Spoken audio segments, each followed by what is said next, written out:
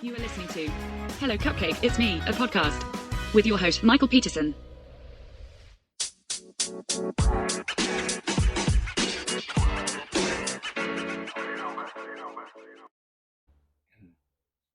Hey everyone, Michael here with Hello Cupcake, It's Me, a podcast, and today is Thursday, July 23rd, 2026. If you haven't done so already, please hit like and subscribe, then head on over to youtube.com/hellocupcakeitsme to check out the YouTube channel that's updated every Wednesday and Saturday. Also, follow me on TikTok for TikTok Tuesdays. And check out the blog, hellocupcakeitsme.com. I have been writing a bunch of stuff over there lately. And get a copy of my book, Carpe Diem Scroto, 365 Daily Affirmations, found at www.cdsthebook.com. So, how is everyone doing?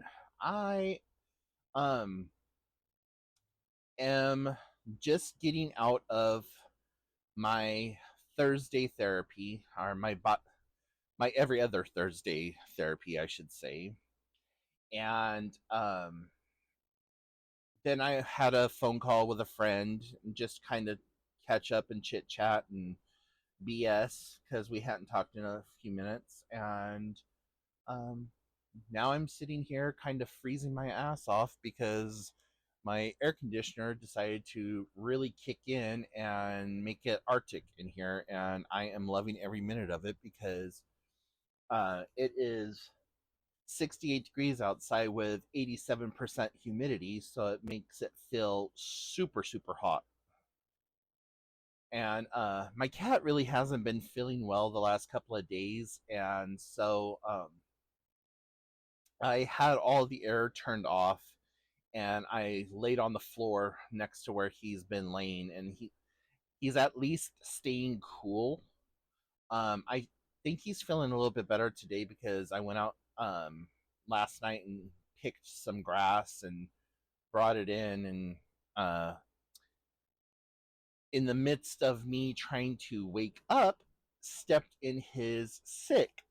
And so I was like, okay, well, whatever was going on in your belly, maybe this made it better for you. He's still kind of hanging out in the hallway or whatever, and oh my god, I am so sorry about that. I didn't realize that my volume was on. But yeah, so I like, first of all, I like it when it's cold. Um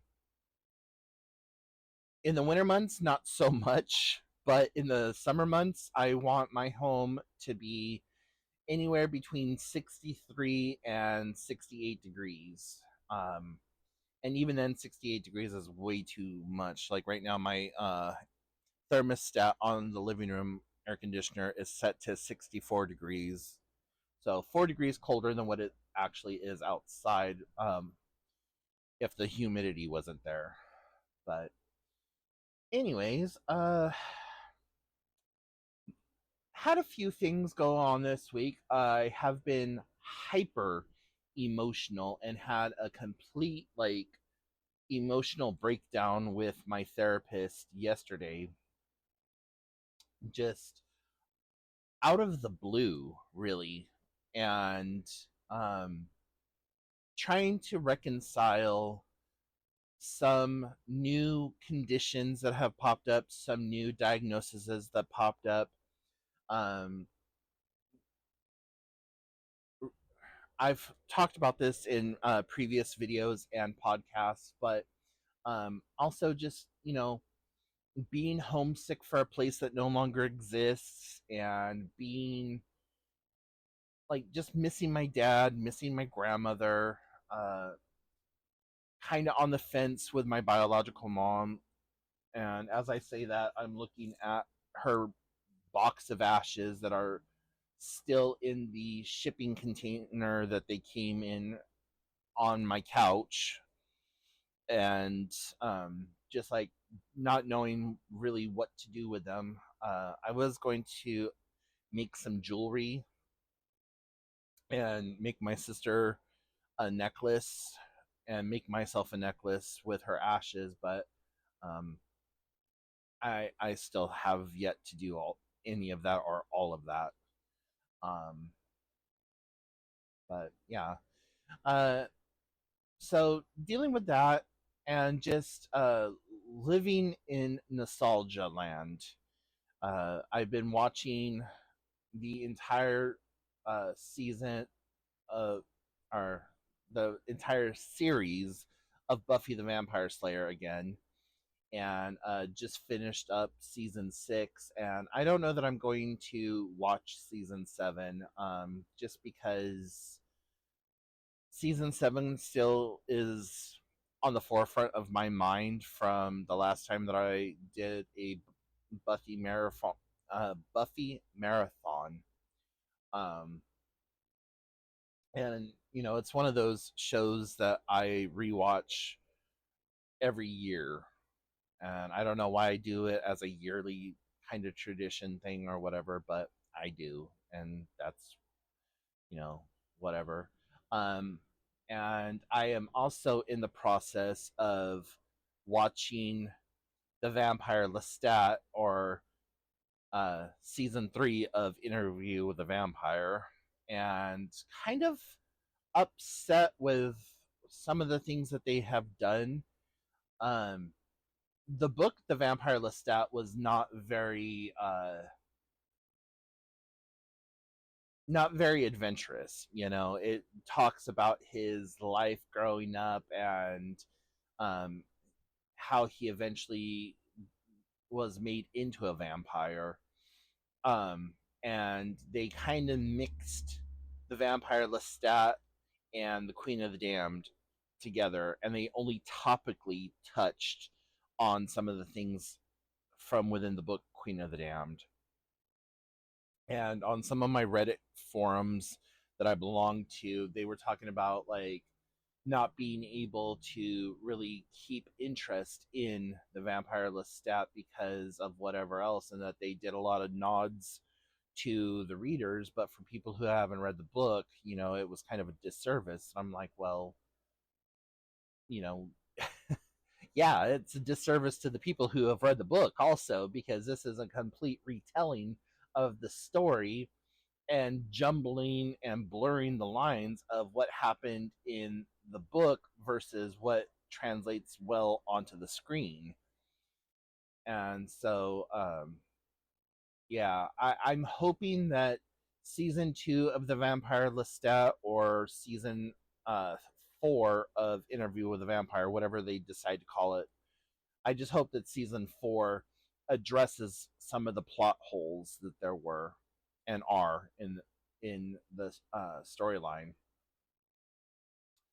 Um, and then I also have been waiting for a long time for Heartstopper to come back out. They were supposed to do a whole new season, and instead they did a series finale movie, which felt very rushed. They definitely could have gotten probably 10 or 12 episodes out of the movie, but it just felt extremely rushed and left you with this "and they lived happily ever after" type of feeling. But, you know, I just I feel that it was a disservice to the franchise. Um, but whatever, I'm a freaking nerd, and I own that title proudly. Uh, so yeah, if I haven't been watching television and briefly spending time with friends, uh, I have been just writing in the blog and using the blog a lot like a Dear Diary type situation, which it's always been. Um, I tried to run 2 articles, or 2 things that I wanted to post, I ran those through AI, and even though it has my voice, quote unquote, it just doesn't feel like my writing style. So I'm like, you know what? I'm not gonna put any more stuff through AI. And part of what happened was I took some of the YouTube videos, and I had a AI transcribing service uh, transcribe the videos, and then I took that and I put it into a conversationalist um, AI, and then I ran it through ChatGPT, and it just feels artifice to me. Like everything in the article, I don't know why I want to keep calling it an article. Everything in the blog posts is 100% my wording, just put to a different tone, I guess. So yeah, I'm not going to be doing that much. I'm not going to be doing that because it's more cathartic for me to go from mind into keyboard into blog post. Um, I may still use AI for image generation or whatever if I even decide to add an image to the overall post, which some of them have images, some of them do not. And yeah, just kind of go from there. But uh, I've really been in this like teaching slash education slash bearing my soul kind of mood lately, and so this has really helped me with kind of scratching that itch. um so yeah, that is what has been going on in my universe. Now, outside of that, I have been dealing with uh people speaking very loudly on subjects that they think that they have a knowledge or an education or a right to speak on, and that it is coming from a place of opinion versus a place of factual knowledge. And I have found that in my spiritual life, that there have been some people that have been talking very loudly about uh, certain spiritual practices and how to go about properly doing them, and the whole dogma of all of that bullshit. And just like, no, no, no, no, this is the way that you're supposed to do stuff, and this is why you're supposed to do it. And uh yeah,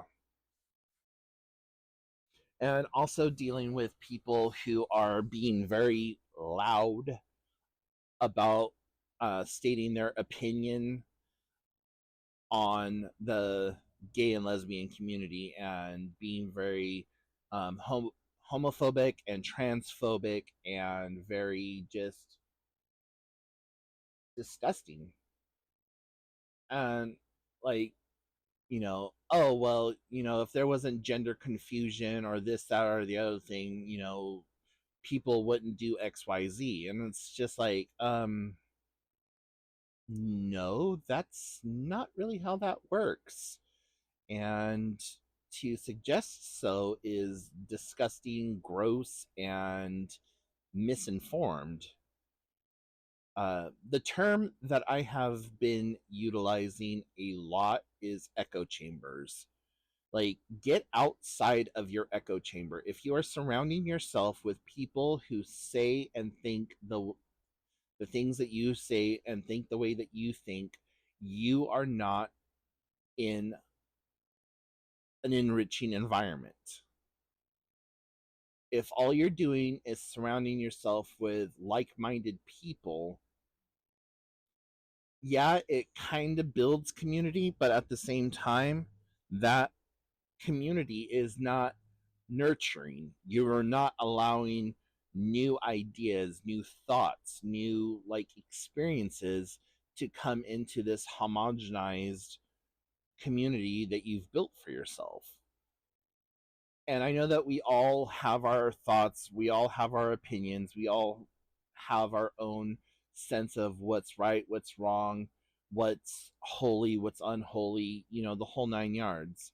But at the end of the day, I think that it does a huge disservice to our fellow neighbors to not listen to understand, but listen to respond, and to have these deeply seated opinions that you then turn around and spout as truths and as professional fact finding, um, you know, irrefutable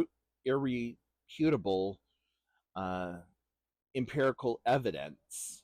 And it's just like, no, like, it goes back to that age old adage of the spider and the fly. What is chaos for the fly is like bliss for the spider, or however that works. But there's many more analogies and metaphors that can be put into it, but whatever.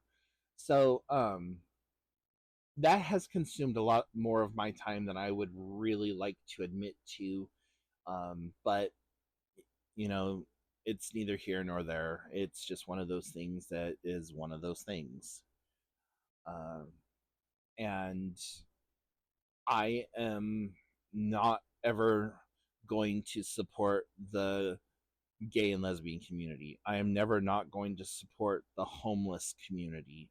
I am never not going to support the mental health community. I am never not going to support the education, like teachers teachers just trying to teach, when the teachers are bringing in their own ideas and policies and stuff like that, maybe that gets a little off. There's a little bit of a gray area there for me. I am always going to fight for separation of the church and the state. If you want to bring the Bible into the classroom, absolutely the fuck not, unless you're going to bring in the satanic tenets. If you're going to bring in the Tao Te Ching, you're going to, like, if you're going to represent all religions, all holy books and texts, then yes, do so. But if you are just bringing in one religion to a public school, absolutely the fuck not. You want your child to attend a school that is religious, send them to a religious academy, but do not send them to a public school and then only teach about Christianity, because as much as people want to fight me like the third monkey on Noah's ramp on this, the United States of America has never been a Christian nation.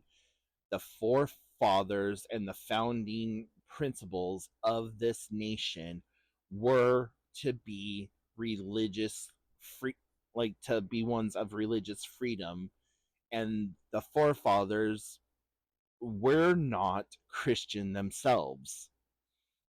So, that's getting into dogma and theology and everything else that I don't like to talk about on any of my social platforms. But, you know,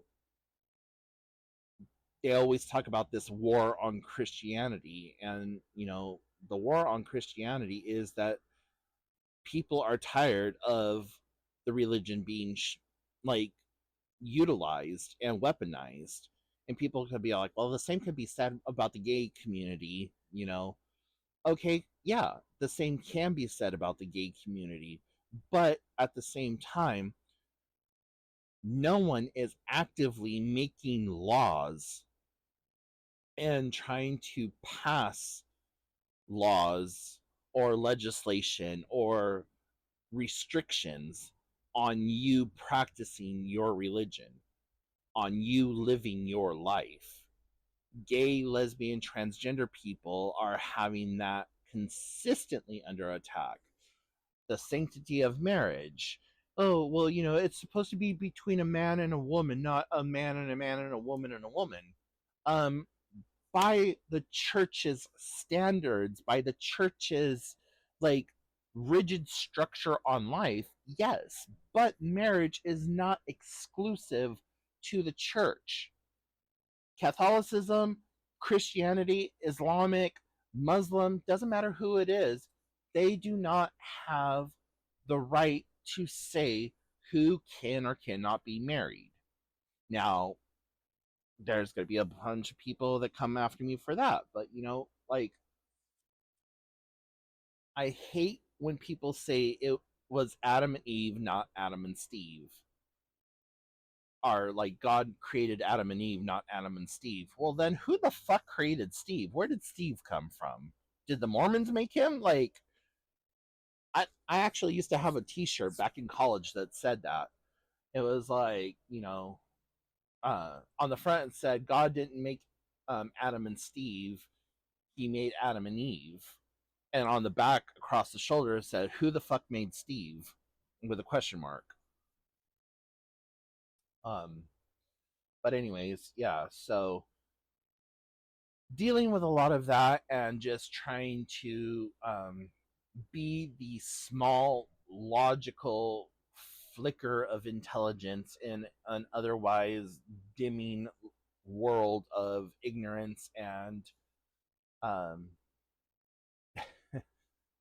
self-inclusion, I guess, is, for a lack of a better term.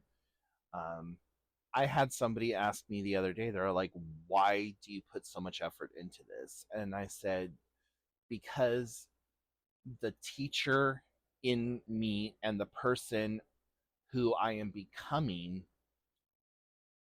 transitioning from what I'm no longer a child. I am now an adult.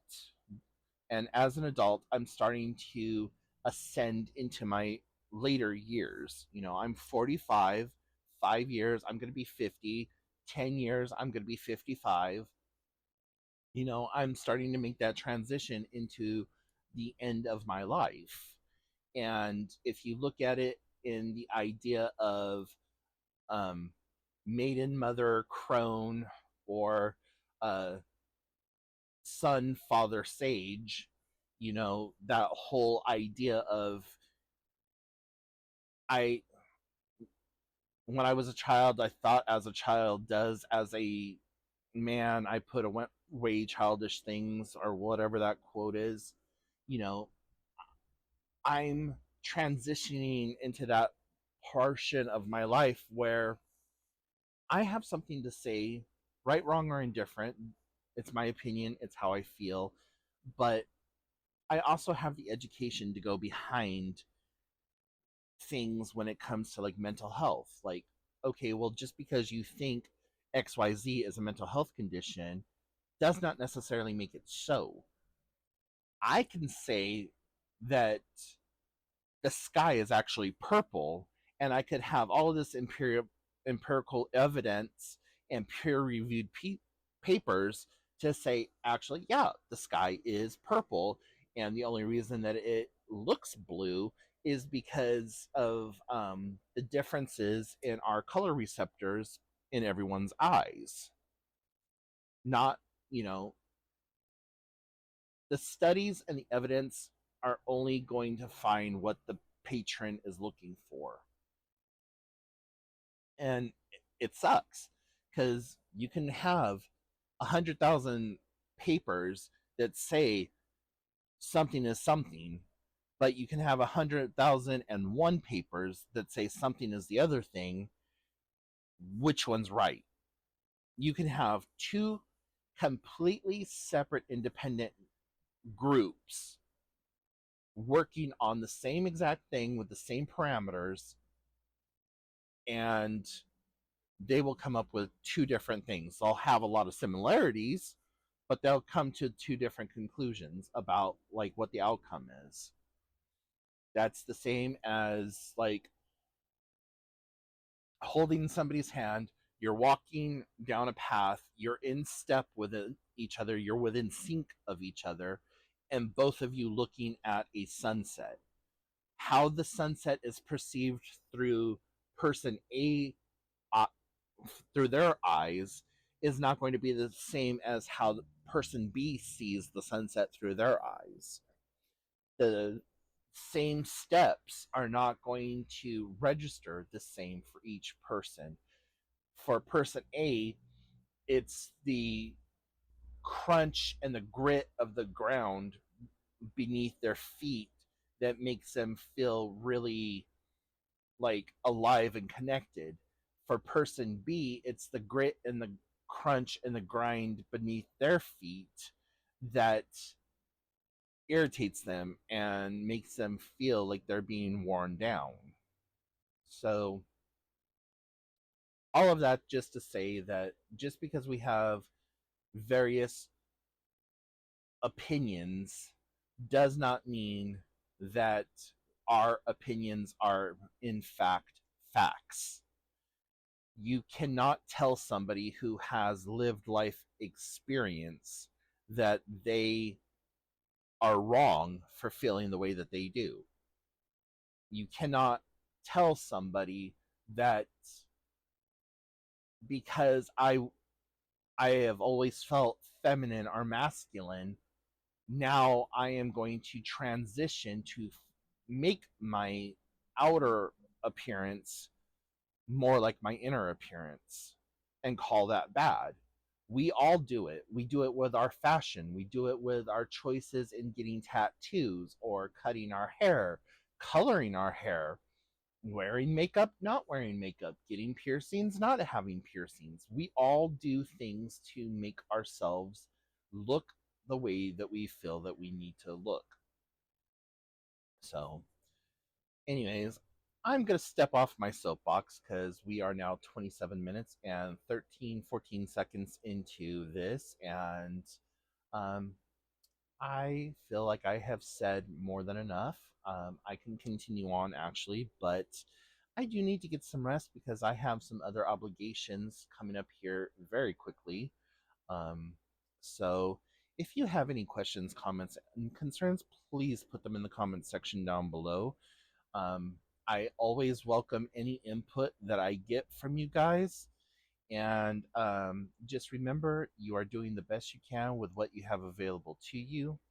In a world full of Karens, be somebody who cares in the world. And if you are a member of the legitimate community, welcome. You are loved. You are safe here. And please keep fighting because the world is a better place with you in it. And until next time, I will talk to you all later. Bye, guys. Boop.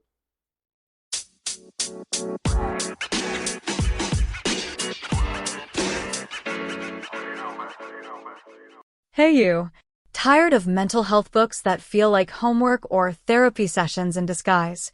Carpe Diem Scroto is not that book. Written by author Michael Peterson, utilizing his own personal mental health journey, it's your daily dose of clarity, humor, and healing, designed to meet you exactly where you are.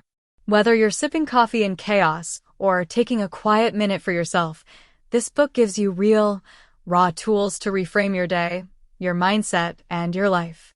Unlike anything else on the market, Carpe Diem Scroto blends personal storytelling, practical mental health strategies, and a keep-it-real attitude that makes self-work feel like self-empowerment. Use it daily, share it with a friend, or grow at your own pace. Ready to reclaim your day with bite-sized brilliance? Head to www.cdsthebook.com to grab your copy or learn more. Thank you so much for tuning in. You have been listening to Hello Cupcake, It's Me, a podcast with your host, Michael Peterson. Please make sure to check back often as new episodes are released bi-weekly. If you have any questions, comments, or concerns, please feel free to send a message to hellocupcakeitsme@gmail.com. And until next time, stay happy, safe, and keep doing the best you can with what you have been given.